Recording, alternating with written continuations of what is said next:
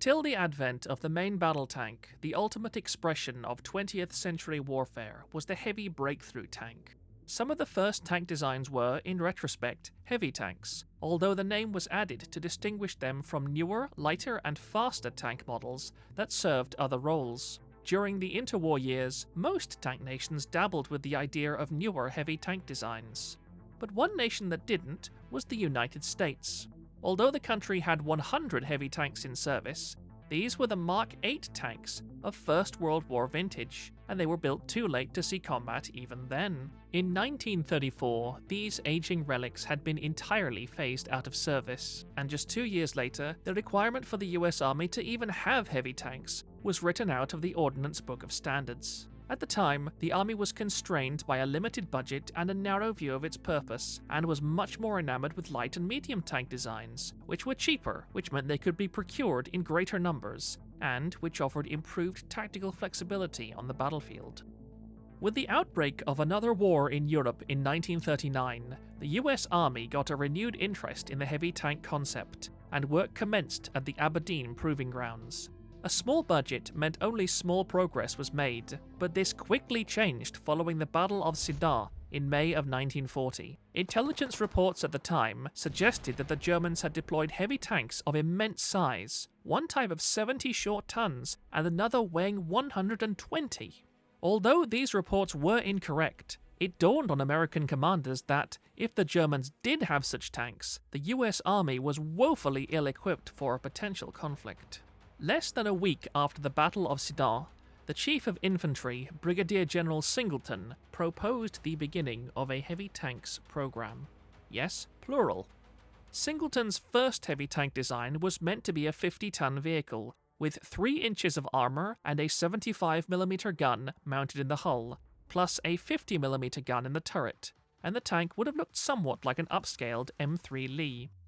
Singleton's second design was an 80-ton monstrosity. The vehicle kept the 3 inches of armour, but the hull-mounted gun was to be anywhere from the 75mm of the 50-ton design to a 105mm gun. Alternatively, it was proposed to carry an 81mm mortar in either the hull or turret. As a secondary armament, the tank was to carry no fewer than 8 machine guns, which, judging by the number of machine guns the M2 medium and M3 light tanks carried, probably seemed like a reasonable, if not even modest amount. On the 22nd of May, the Army finally arrived on a design for their heavy tank. Rather than selecting either of the 50 or 80-ton designs, they opted for a third option. Although the design did weigh 50 tons, the main armament would be a pair of turrets, each armed with a T6 75mm gun. Secondary armament was to have been mounted in another 2 turrets, with a 37mm gun and a coaxial machine gun in one and a 20mm cannon in the other. Provisions for a tertiary armament of 4 machine guns was also included. From here, America's first heavy tank took a bit of a wild ride. It was accepted on the 11th of July, and then, in October, the specifications were changed, heavily. Apparently having suffered a rush of common sense to the brain, the new design did away with the multi-turreted ideas and stuffed a single T9 76mm gun, repurposed from its anti-aircraft role, alongside a coaxial 37mm gun within a fully rotating turret. The tank also mounted 4 machine guns, hull-mounted 30 and 50 caliber machine guns, a rotor-mounted 50 caliber installed in the rear right-hand side of the turret for anti-aircraft defense, and a final 30 caliber mounted in the commander's cupola, similar in design to that seen on the M3 Lee. Armour was kept at a reasonable 75mm. Perhaps most curious was the commander's position, which was situated to the left of the gun rather than on the right, as would be found on later US tank designs. It was around this time that the design finally got its first name, the Heavy Tank T1. Production of a pilot vehicle as well as 50 production models was to be handled by the Baldwin Locomotive Works in Pennsylvania. The first major problem the US Army had was that it needed to find an engine to actually power this new heavy tank. Ideally, the engine needed to produce about 1,000 horsepower, but there was no automotive engine that produced such an output. Instead, they chose to adapt an aircraft engine for the purpose. The Wright G200 was selected, which was a variant of the R-1820, an engine used in famous aircraft like the SBD Dauntless or B-17 Flying Fortress. The next part of the project was to find a transmission that could actually handle the power of such a massive engine. The Army settled on a hydromatic transmission, but the General Electric's company offered a hybrid gas-electric transmission, which presented some advantages with only a modest increase in weight of about 2 tons. The Army was apparently semi-interested and ordered the pilot vehicle to be fitted with an electric drive and steering. Befitting this change, this pilot vehicle was actually designated the T1E1, although the hydromatic transmission was expected to have been ready by May of 1941. When the tank was completed in August, it actually had a twin-disc torque converter, so it got the designation of T1E2 to differentiate the variants.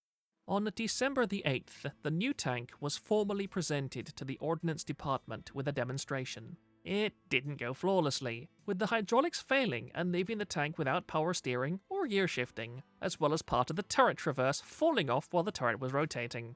Naturally, efforts to correct these faults and improve the design were underway almost as soon as the demonstration concluded.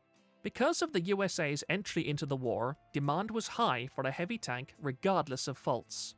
Several changes were made to the tank, such as the removal of the machine gun in the rear of the turret, as well as the addition of periscopes for the driver and bow gunner. Due to demand, production would begin as soon as possible, with modifications being introduced on the assembly line.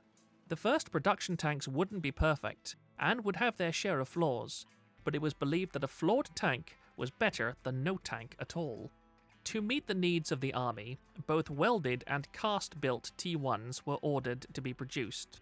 Since the original design was of cast construction, a weld-built T1 was designed and accepted, the T1E3, which was identical to the T1E2, save for its welded construction. Another variant, the T1E4, was to also have been of welded construction, but featured a quartet of General Motors 6-71 engines and a pair of hydromatic transmissions. By now, there were no fewer than 5 distinct variants of the T1 heavy tank. In May of 1942, the Army decided to standardize the T1E2 and E3 variants into the M6 and M6A1 heavy tanks, respectively. The original T1, still without its hydromatic transmission installed, and the T1E4 were cancelled. The T1E1 remained somewhat in limbo, neither accepted nor rejected. Although there were proposals to standardize the E1, and some contemporary files refer to the design with its hypothetical designation M6A2, it does not appear to have ever officially carried this designation.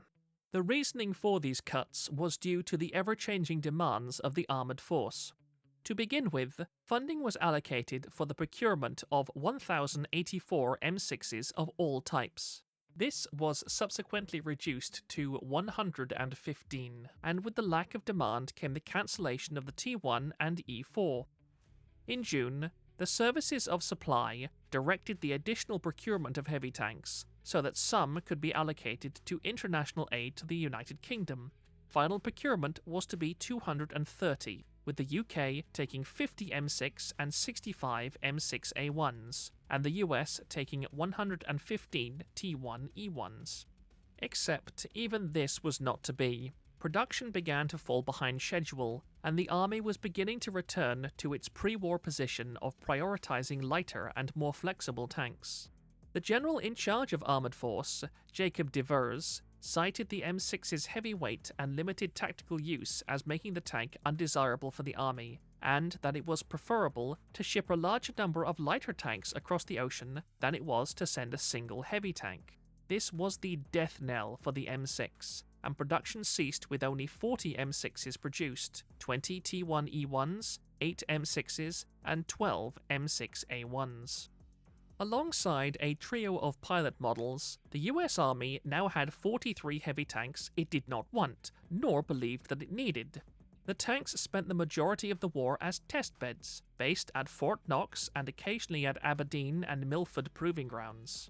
The tests primarily focused on automotive components, namely the steering and suspension, since the M6 used horizontal volute spring suspension rather than the more common vertical spring suspension. The engine was also tested by running it on different octane fuels. Perhaps the most interesting of these tests involved modifying the M6's firepower. The 76mm gun had been increasingly criticized as inadequate firepower for a heavy tank, and there was also interest to see if other vehicles mounting a 76mm could accept such an upgrade in firepower. The tank chosen in particular was a pilot model of the T1E1, which had been delivered without armament, and the armament selected to replace the 76mm was the T7 90mm gun. With minor modifications to the turret, the 90mm was installed relatively easily, the only real issue being that the turret was unbalanced by the new weight of the gun. The gun was also test-fired from this new mount, and overall it seemed as if it would be possible to use on the M6, although it was accepted that, ideally, the turret would need to be redesigned around the new weapon. However, by the time such a report had been completed, the M6 program had been cancelled and no further work was done. A design proposal using the hull of the M6 was also suggested. The design, termed M6E1, began in December of 1943 and proposed adapting the hull of the M6 to mount the turret of the T26 heavy tank. The proposal does not seem to have gotten very far, and the project was cancelled by April of the following year. The final use of the M6 was as a testbed for the M6A2E1. Originally, the design was proposed as an assault tank for use in the European theatre, but although initially rejected, the design was revived to test components of the new T29 heavy tank, including its turret. The final product was a pair of M6s each mounting a T29 turret, equipped with the T5E1 105mm cannon. The project produced several insights into the design and ergonomics of the T29 turret, as well as the mounting for the 105mm. In the end, the M6 proved a somewhat useful failure. Despite the design flaws, the testing of HVSS suspension proved useful for its eventual inclusion on later variants of the M4 Sherman. Very few, if any, other design features of the M6 were carried over to later heavy tank designs. The tank was, if anything, a case study in what not to do, as feature creep, a lack of testing, and disagreements as to the utility of such a heavy tank ended up with a vehicle that was rather suboptimal. Had the M6 undergone more rigorous testing, many issues could have been fixed or refined, producing a tank the Army may have more seriously considered. But, as it was, the M6 and its cohorts were quickly retired at the conclusion of the Second World War. The A2E1 variants may have served as testbeds up till the early 50s, but by the mid-50s all M6s bar one had been scrapped. The only vehicle to be preserved was a T1E1, currently displayed with the serial number W308956, which, if correct, would prove to this vehicle being the original E1 pilot model and the same vehicle that was used to test the 90mm mount. The tank was originally on display at the Aberdeen Proving Ground, but has since been moved to the US Army's Armour and Cavalry Collection at Fort Benning. This concludes our look at the M6 heavy tank. What do you think? Could the M6 have proven itself in combat? Or was the tank just dead weight the Army was right to shed? Let us know in the comments. And remember, if you want to contribute directly to the Tank Encyclopedia, you can help out by donating on Patreon or PayPal. Until next time, keep us in your sights.